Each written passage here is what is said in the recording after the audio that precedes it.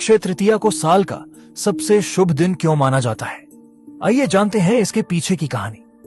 अक्षय तृतीया, जो वैशाख मास शुक्ल पक्ष के तीसरे दिन आता है और इसे काफी शुभ माना जाता है क्योंकि इसी दिन सूर्य मेष राशि और चंद्र वृषभ राशि में काफी प्रबल होते हैं, यानी सृष्टि अपने पोषणकारी और भावनात्मक शक्ति के चरम पर होती है। माना जाता है त्रेता युग की शुरुआत, परशुराम जी का जन्म और मां गंगा का धरती पर अवतरण सब इसी दिन से जुड़ा है। लेकिन सबसे खास है महाभारत का यह अध्याय, जिसके बारे में शायद ही कोई जानता हो। चौसर में हारने के बाद पांडवों को 12 वर्ष का वनवास काटना था, जहां उन्हें भोजन मुश्किल से मिलता था।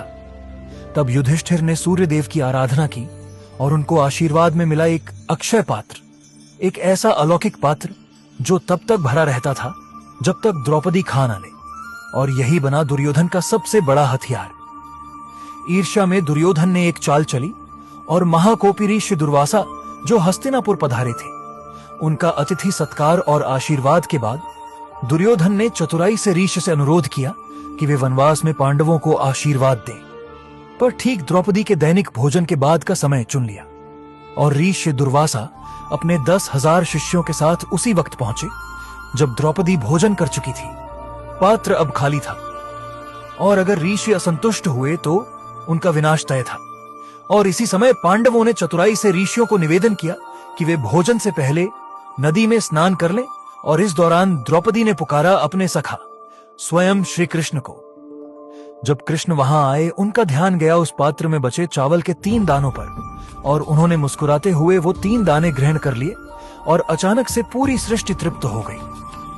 सारे ऋषियों का मन आनंद से भर गया और वापस आकर उन्होंने पांडवों को आशीर्वाद दिया। और तभी से अक्षय का मतलब हुआ कभी ना खत्म होने वाला आशीर्वाद। जगन्नाथपुरी में इसी दिन रथ काठ अनुकूल होता है, यानी रथ निर्माण कार्य की शुरुआत। चंदन यात्रा की शुरुआत इसी दिन मानी जाती है।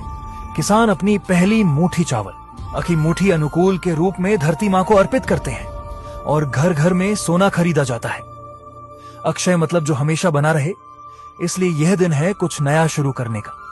और शायद जब मैंने आपसे पिछले साल इसी शुभ दिन के अवसर पर इन कहानियों को आपके पास लाने की कोशिश की, तो आपका प्यार मुझ पर आशीर्वाद बनकर बरसा।